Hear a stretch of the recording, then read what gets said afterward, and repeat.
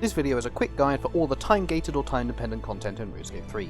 These are called distractions and diversions, or mini-games in-game, and you'll commonly encounter them when looking at any guides or reviews online. None of them are required, it is entirely up to the individual as to whether they do each one, and some may not be worth the time or effort.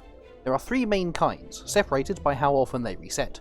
Dailies reset every midnight server time, weeklies reset at midnight after Mondays, and monthlies reset after the last day of each month.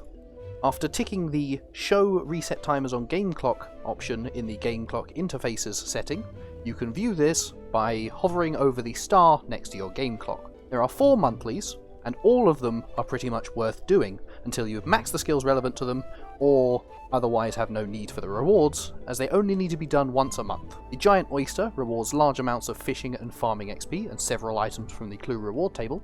God Statues is about building up to 5 statues around the world for construction and either prayer or slayer experience. Troll Invasion has you battling or defending against waves of trolls for a chunk of experience and a skill of your choice. Effigy Incubator involves gathering effigies and materials for XP in one of 4 skills, and items that act as urns but give a choice of related skills for the bonus XP. Weeklies are a more mixed bunch. Many of them are not worth the time or effort, so I'll cover only the most important ones here, and you can look up the rest yourself if curious. Herby Werby, where you stop zygomites from burning healthy herbs for herblore experience. Penguin Hide and Seek involves locating disguised penguins around Gillinor in return for large amounts of XP and occasional clue loot, and there's a dedicated world and website to make it easier to find them. Tears of Guthix follows on from a quest and gives you XP in your lowest level skill that scales with your quest points, and Meg is a budding adventurer in the Ports portal in Port Sarim that asks for advice and gives you random XP. The Circus is also worth doing on newer accounts.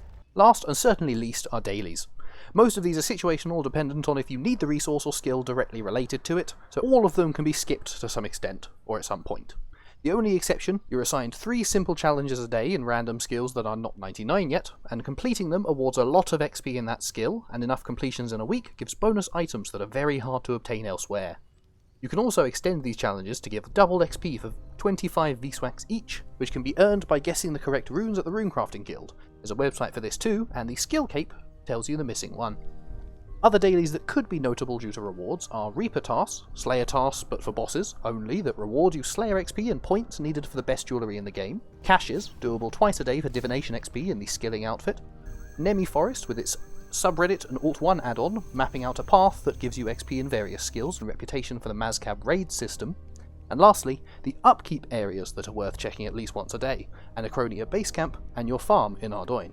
There are also some resources that are slow to gather, such as certain invention components or runes, and it can be a good idea to visit shops to stock up on these every now and then. This video will inevitably have missed or skipped several activities, but the ones listed here are either the best XP for your time, or give useful or unique rewards. A notable exception is the Wilderness Flash events, but there's enough there to warrant a video of its own. Remember, these are all optional. Don't fret if you miss any or choose not to do them.